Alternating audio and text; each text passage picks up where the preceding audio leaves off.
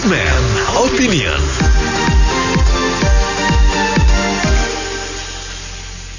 Mitra bisnis, Mahkamah Konstitusi memutuskan terpidana kasus korupsi baru bisa mencalonkan diri menjadi anggota legislatif 5 tahun setelah keluar dari penjara.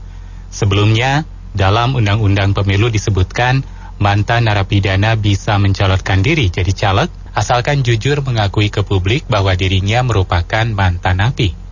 Apa komentar Anda mengenai mantan napi yang masih diperbolehkan untuk nyalek setelah 5 tahun bebas ini? 633-9160, Businessman Opinion, 633-9160. Ya, kalau menurut saya boleh nggak apa-apa. Karena kan era demokrasi, sepanjang dia insaf nggak apa-apa. Allah aja berikan kok, siapa yang bertobat nasuha akan dimaafkan dosa-dosanya. Demikian. Terima kasih. Sebenarnya sih kalau dari undang-undang sih ya boleh-boleh aja itu hak manusia, hak asasi manusia. Tapi secara moral gitu loh.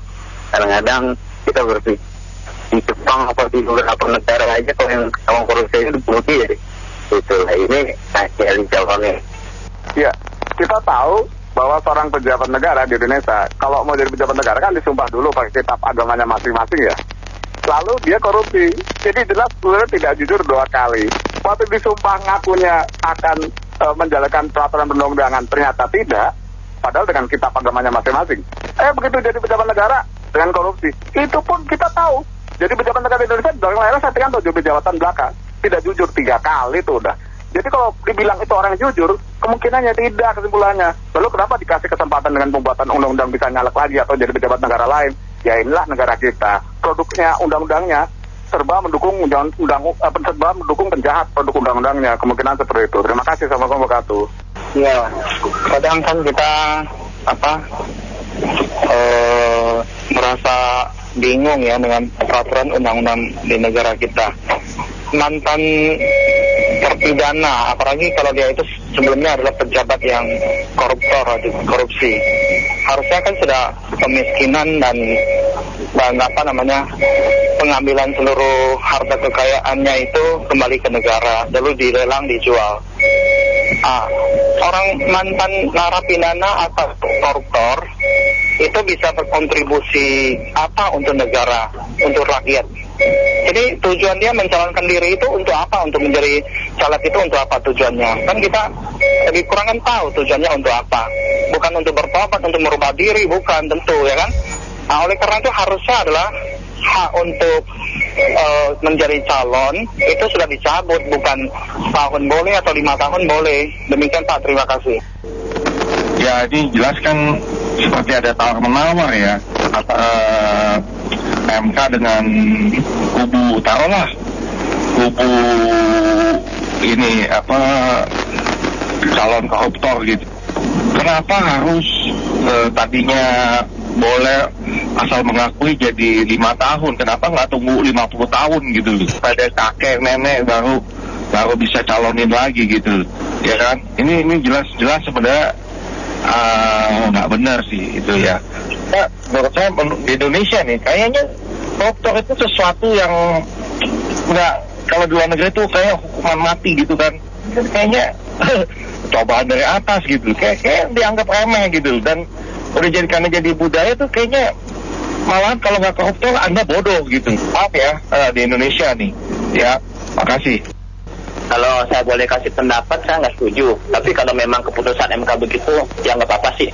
Cuman gini, di fotonya itu ditulis dalam kurung gitu ya, kan ekstapol. Ini dalam kurung ex-napi koruptor kasus apa gitu. Jadi kalau misalnya udah ditulis begitu, kalau masih ada milih juga ya, kita nggak bisa bilang apa-apa ya. Jadi supaya jelas gitu maksud saya. Karena gini, kayak kasus Ferdy Sambo yang membunuh Joshua, itu kan berarti yang mau dikorbankan Baradae. Itu untung aja bisa ketahuan dan Ferdy Sambonya juga ngaku memang membunuh. Jadi ini di Indonesia itu kadang-kadang keadilan itu, pengadilan banyak ya, tapi keadilan itu susah ditegakkan. Kalau yang udah bintang 3 atau yang jabatan tinggi tuh selalu yang kasihan tuh yang bawahan. Jadi kasus korupsi juga sama. Itu sebenarnya kalau mau diungkap semuanya itu banyak yang kena tuh, yang pejabat tinggi. Tapi selalu yang kena tuh yang ya jabatannya rendah gitu. Kasihan sih sebenarnya. Ditulis aja di foto dan pulang ex napi koruptor. Itu aja.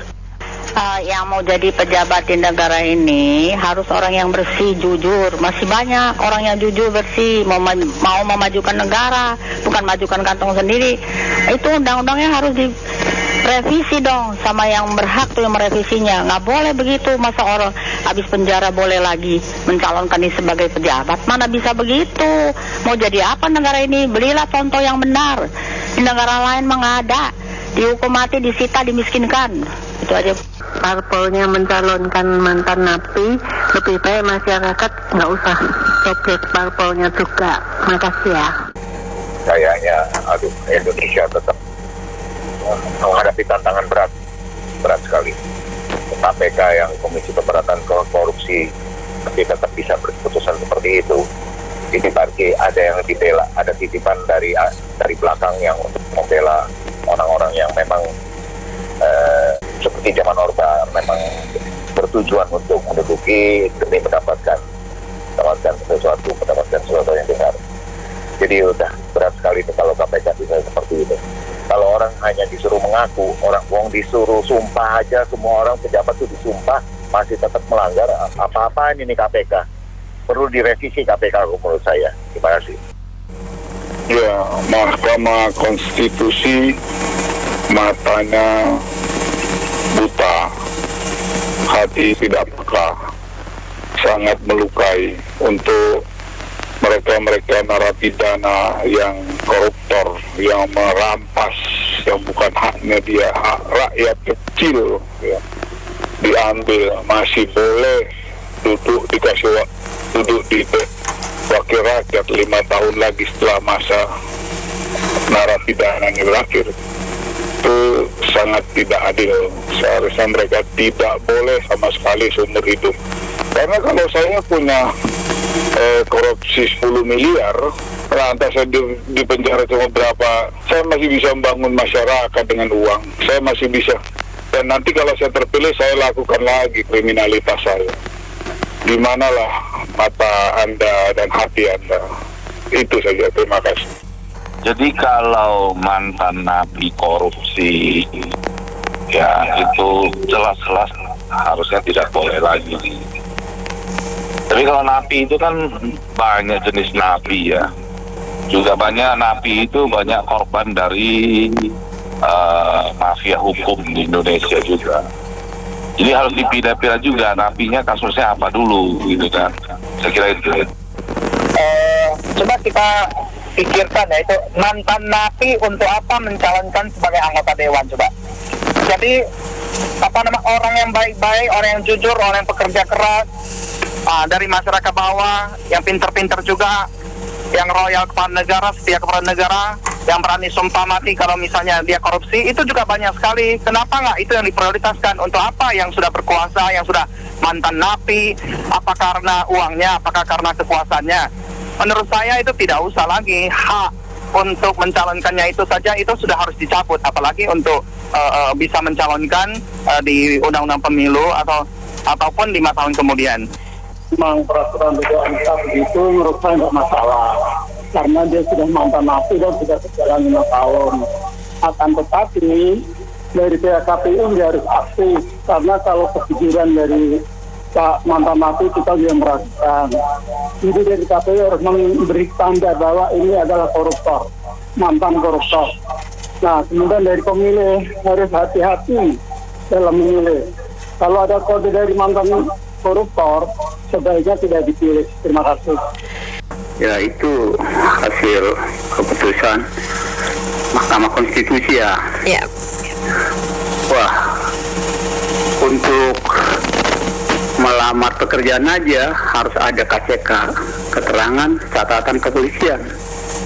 Apalagi ini untuk legislatif, untuk mewakili rakyat, dirinya saja belum bisa diwakili sama dia.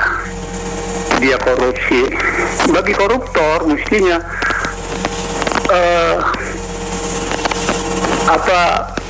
hukumannya harus diperberat. Saya selalu katakan bila perlu hukum potong tangan, potong jari. Kalau 1 miliar ke atas potong tangan, 100 juta ke atas potong 2 jari, 10 jutaan 1 jari. Jadi supaya kapok, jadi harus ada penjaranya. Kalau ini bisa, gimana ya untuk masuk kerja aja tadi harus ada KCK-nya. Masa yang mewakili rakyat Indonesia diperbolehkan lagi? Mestinya tidak diperbolehkan. Terima kasih. Iya, kalau kita beli buah aja pilih yang bagus-bagus kan. Masa yang busuk dipilih gitu aja. Saya cuma heran aja sama negara ini. Kayak nggak ada orang lain aja. Masa mantan napi korupsi pula mau dipilih gitu. Sedangkan mau cari kerja aja harus pakai SKCK. Jadi menurut saya itu gimana ya, kayak nggak ada orang lain aja gitu loh. Terima kasih. Nah, dari Mahkamah Konstitusi ini ya, memang cukup menggelikan ya kita sih. Soalnya kayak nggak niat begitu ya. Memang ya kalau udah ngomong korupsi kan Indonesia itu udah rajanya lah. Pertanyaannya kenapa 5 tahun gitu kan ya. Kenapa tidak 10 tahun, kenapa tidak 15 tahun, kenapa tidak 20 tahun gitu kan. Saya rasa ya memang nggak niat intinya gitu loh. Ya kita sih jujur sih cuman bisa ketawa aja sih ngeliat keputusan yang setengah hati, hasil negosiasi politik, bla bla bla, ujung-ujungnya nggak niat lah. Gitu aja, makasih. Itu wakil rakyat itu apalah otaknya. Kalau bilang tadi menggelikan, kalau saya menjijikkan. Jadi seharusnya tidak ada pakai 10 tahun, 15 tahun lagi, Pak. Seumur hidup narapidana yang kurang ajar, koruptor, segala macam, tidak bisa jadi wakil rakyat. Sudah pernah melukai. Jadi buat saya menjijikkan dan sangat TOLOL. Ya, yang masih mengizinkan orang-orang yang terlalu kurang ajar. Demikian, terima kasih. Mitra bisnis, kami cukupkan sampai di sini untuk Businessman Opinion.